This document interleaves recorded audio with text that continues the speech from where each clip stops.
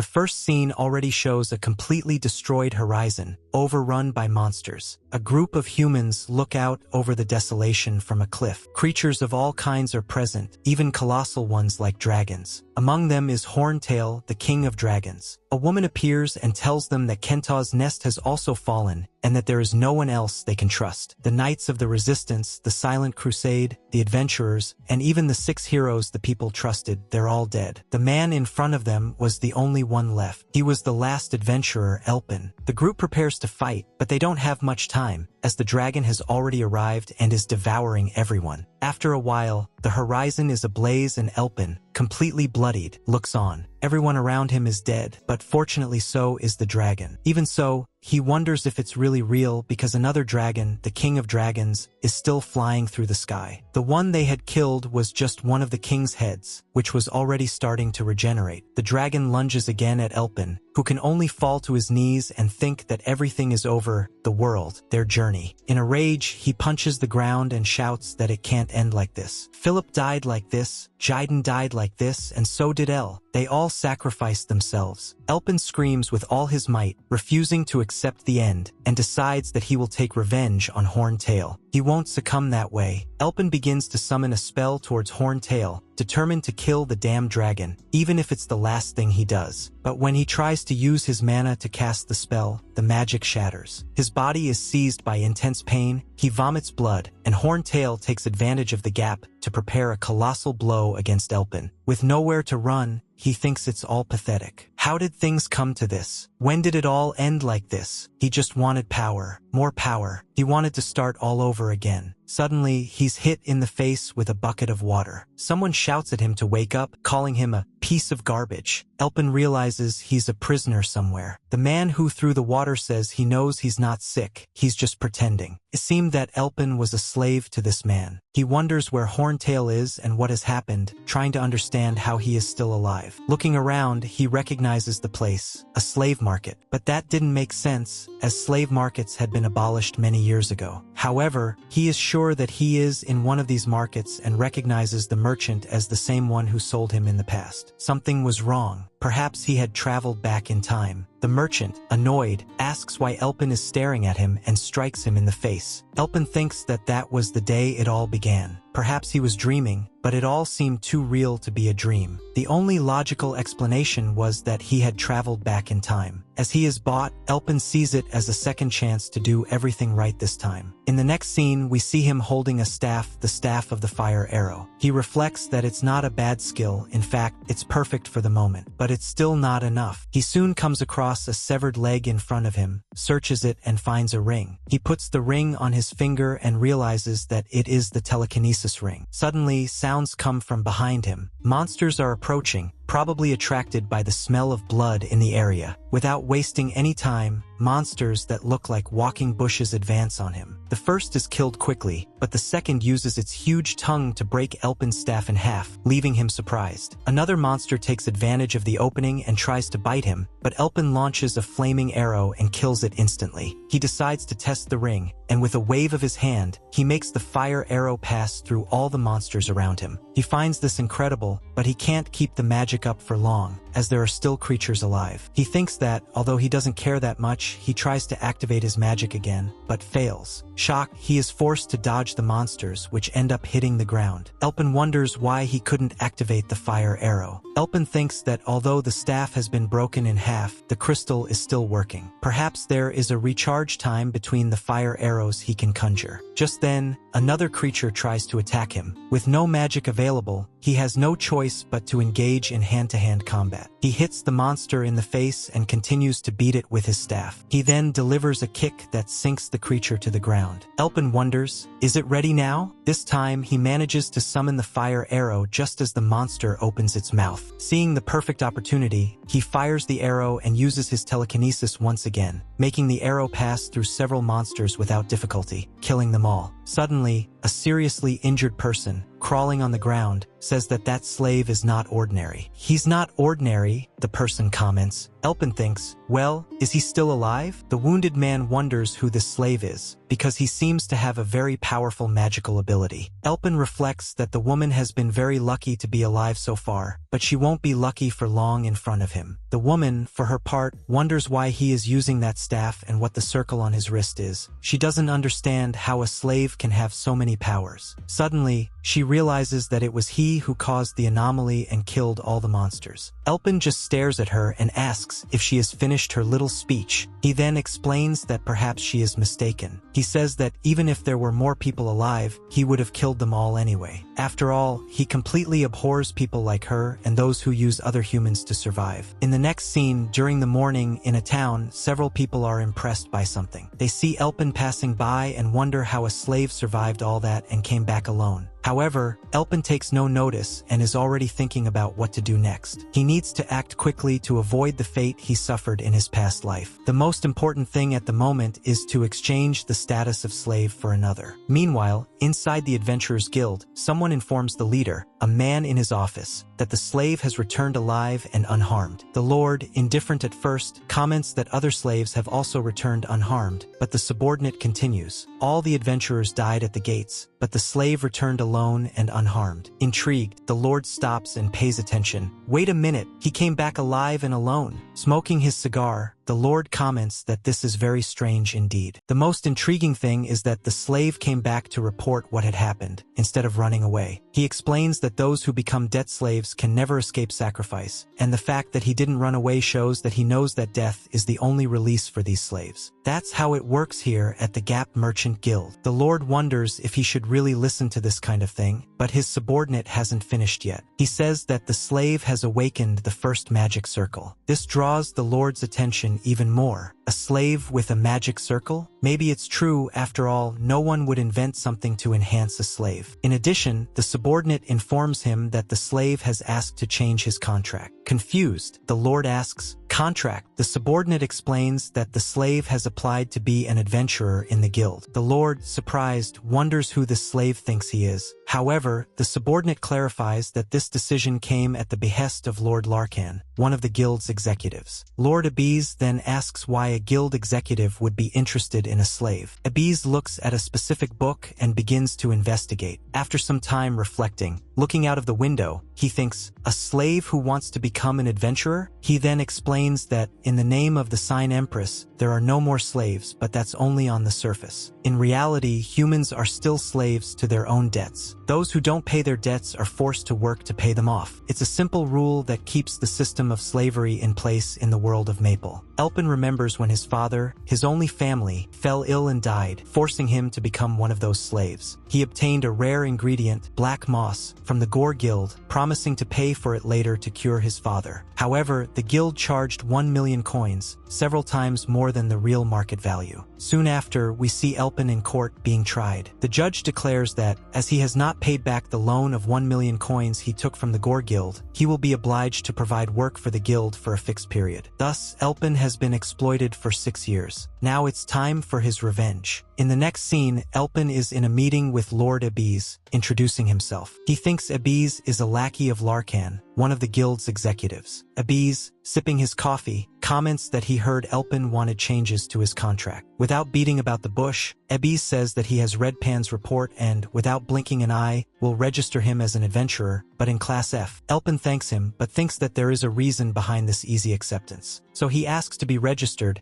at the very least, as an adventurer of rank E. Determined not to play by Abiz's rules, Elpin faces an immediate rejection. Abiz replies that he wouldn't dream of it, because Elpin hasn't even been recognized as an adventurer yet. As a slave, Elpin explains that, over the last 3 years, he has gone out through the city gates hundreds of times, facing monsters. Abiz, skeptical, admits that he was only used as a sacrifice, but Elpin retorts, "Since when are adventurers only classified by their ability to hunt monsters?" The first adventurer gained fame for his survival skills, and that's the main goal of any adventurer, to come back alive. Abiz considers the argument and agrees, recognizing that the information brought back by a survivor can be more valuable than anything else. He admits that, for a slave used as a decoy, survival is indeed a great achievement. However, Ebiz points out that sacrificial slaves are only sent to lower-level gates. He doubts that Elpin would be able to survive against high-level monsters. Trying to undermine the slave's confidence, Ebiz challenges him, saying that there is a gate with a limit of 5 people and 12 marks on the map, which means that 12 groups of 5 people have already entered and never returned. Laughing mischievously, Ebiz proposes that if Elpin makes it back alive from this mission, he will fulfill his wish. In the next scene, Elpin is already entering one of the gates or dungeons. The leader of the group, who soon introduces himself as Shev, is the team's tank. He explains that he has heard that Elpin used to be a sacrifice in the work, in other words, a decoy slave. A decoy's job is to lure the monsters to themselves while the group attacks, essentially being used as bait. Shev adds that he doesn't care about Elpin's past, and neither do his companions. Elpin, enthusiastic, replies that it's a pleasure to meet them. Shev, for his part, comments that he has heard that Elpin knows how to use fire magic. One of the white-haired members of the group asks, "Shouldn't a magician be able to use any kind of magic?" Shev explains that no, because mages command the element they were born with according to their natural affinity. That's why it's pointless giving them magic items that don't match their element. Returning to the main subject, Shev explains that the mission is not to hunt monsters. The aim is to safely recover the items left behind by the 12 groups that died. They will pay 3,000 coins for each item recovered. The white-haired man grumbles that this is daylight robbery, since the items are worth at least 7,000 coins. An argument breaks out, but Shev quickly interrupts them, saying that they can't waste time because time is money. The group enters a dense forest, where sunlight can barely pass through the trees. Shev suggests that the mission might take a while, so they need a base. The white-haired man recommends the top of a tree, as the many branches provide good cover. Shev agrees, and the group begins to build the base. Elpin is excused from the construction, while the others, experts in setting up camps, do an impressive job. With the base ready, Shev announces that they will split into 2 groups. Tom, Max and Rua will go together, while Shev and Elpin will cover the west. Shev reminds them that if anything happens, they must signal immediately and return to base. Shev and Elpin then head out to explore the spooky forest. Shev comments that he's not seeing any monsters or items to retrieve, and suggests that perhaps they've set up base too close to the entrance. The next day, they'll need to go deeper into the forest to find something. Trying to strike up a conversation, Shev asks how Elpin is feeling on his first mission as an adventurer. Pretending to be nervous, Elpin replies that he's a little anxious. Shev smiles sympathetically, saying that he understands perfectly. Shev shares with Elpin that, even with experience, he gets nervous every time,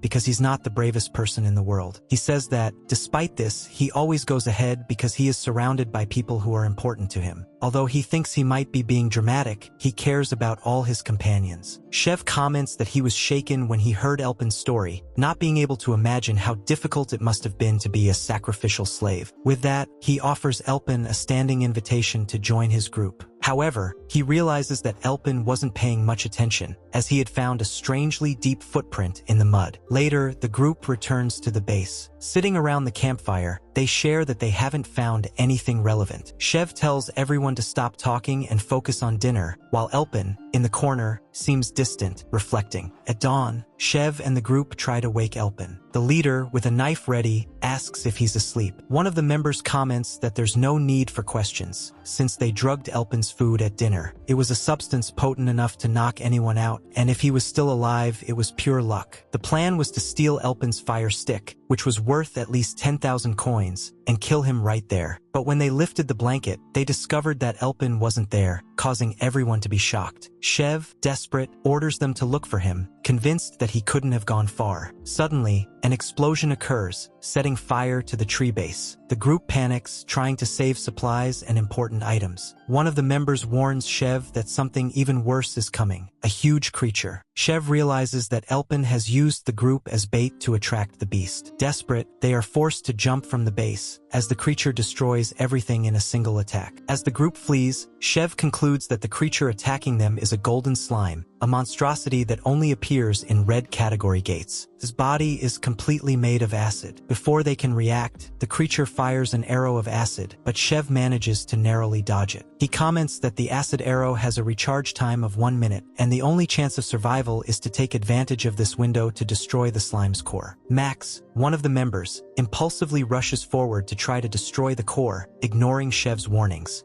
However, he is broken in half by another acid arrow. Shev, shocked, realizes that the golden slime is firing with no recharge time, something abnormal. The monster starts spewing acid, quickly dissolving the rest of the group. From a distance, Elpin observes and reflects that Shev's plan made sense. But the golden slime is extremely strong. This is due to the fact that it has swallowed several items from previous adventurers, drastically increasing its power. The ability to fire acid arrows with no recharge time is the reason why no groups survive. Elpin concludes that there are no items to be recovered, so the mission is technically over. However, he remembers the need to prove something to Abiz and smiles, determined to face the slime. In the next scene, the slime is wandering peacefully when it is suddenly hit by a fiery arrow. Although wounded, it is not defeated. Elpin, watching from a distance, is impressed, as he has aimed directly at the creature's core. He calculates that he would need 5 more arrows to destroy it completely. Determined to prove his worth, Elpin prepares for the final battle, determined to show Abiz what he is capable of. The creature starts firing lots and lots of acid arrows at Elpin, who manages to dodge them by jumping out of the tree he was in. However, it seems that the creature has no recharge time, firing many arrows at once. Elpin uses telekinesis to get around better and thinks he needs to hit the same spot 5 times in a row, something impossible for ordinary mages. But he is no ordinary magician, for in his past life he was known as the Great Magician of Telekinesis. He already prepares a large fire arrow and fires it exactly where he needs to hit. As the slime fires another acid arrow in his direction, Elpin thinks there are only 4 more to go. He narrowly manages to dodge the next arrow, grabbing onto the ropes used to build the base. Hanging from one of them, he prepares another fire arrow, and now there are only 3 more to go, as he hits the same spot again. Elpin continues to move from branch to branch, using his telekinesis on the ropes to hang on. There are only 2 arrows left, but the next one he fires misses, hitting a non-vital part of the slime. He thinks the creature will resist this attack well, but it doesn't matter, as he uses telekinesis to guide the arrow again, which hits exactly the right spot, completely revealing the creature's core. Without hesitation, Elpin goes straight for the core with his staff. At that moment, the slime reacts by trying to grab him, but he uses telekinesis to guide a sword and deflect the attack. Elpin narrowly escapes, but is unable to break the core. Wasting no time, he prepares another fiery arrow. The slime tries to defend itself with its hand, but that's exactly what Elpin wanted, because with the distraction, he deflects the arrow using telekinesis, hitting the creature straight on, causing the core to defragment and explode. The creature dissolves into acid, creating a corrosive avalanche. To save himself, Elpin uses telekinesis to stick his sword to a tree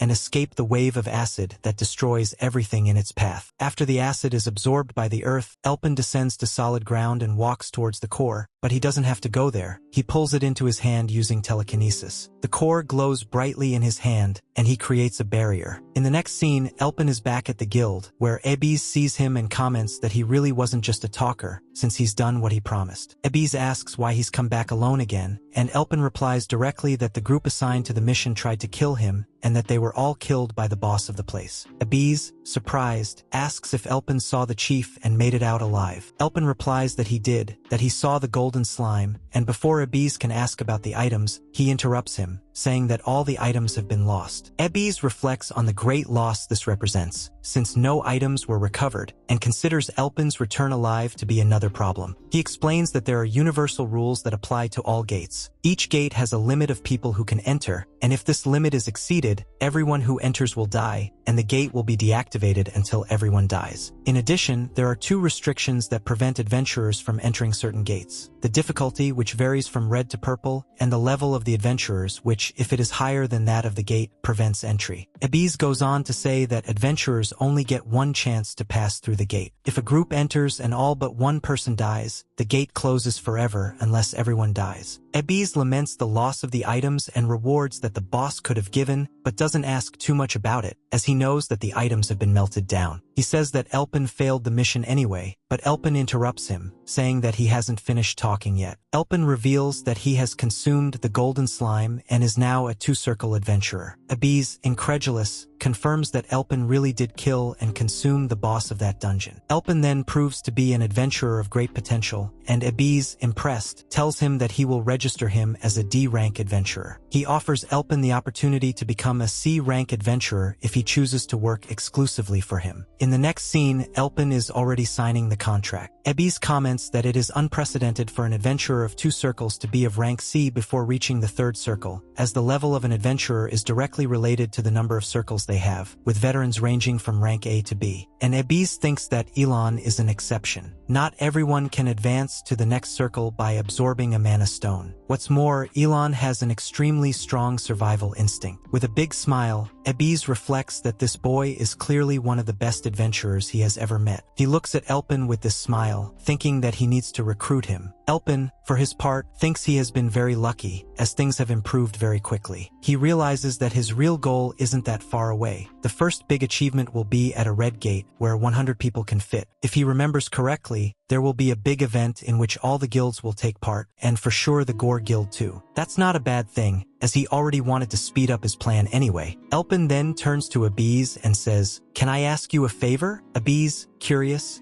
is all ears, but Elpin asks, "Let me borrow some money." Abiz, surprised, thinks, "That bloody bastard." In the next scene, we see an explanation of how many people argue that the Age of the Gates ushered in the Age of the Adventurers. But in fact, this whole era was a trap set by the Black Magician. Many adventurers died inside the gates, which slowly deprived the world of Maple of its true potential. Then came the Day of Apocalypse, and they were defeated. Abiz reflects that this day is only 3 years away, very close. In the next scene, he looks out of the window, watching Elpin walk away. Elpin thinks that he still has a long way to go, but that perhaps what he has is enough to start his plan. He remembers that only adventurers of 2 circles or less can enter the 100-person Red Gate, but the Gore Guild only hires high-level adventurers. The only reason Abiz hired him was because they want to pass through that particular gate. Elpin thinks he finally has money to spend, but the items he really wants are probably way beyond his budget. He begins to consider the most efficient way to use the borrowed money. Approaching a golden archway with a sign written in a strange language, he enters the place. An attendant soon approaches him, introducing Risk Job Market and asking if he can help with anything. He suggests that Elpin is looking for a slave or sacrifice, or perhaps someone to fight alongside him. Elpin, however, says that he is looking for a specific person in that place. Descending into a kind of basement, the salesman explains that they are in the punishment rooms, where they send the biggest troublemakers. The person Elpin is looking for is being held there. As they approach, just looking into the cell makes the salesman nervous. He asks Elpin if he's sure of what he's doing, but Elpin just says,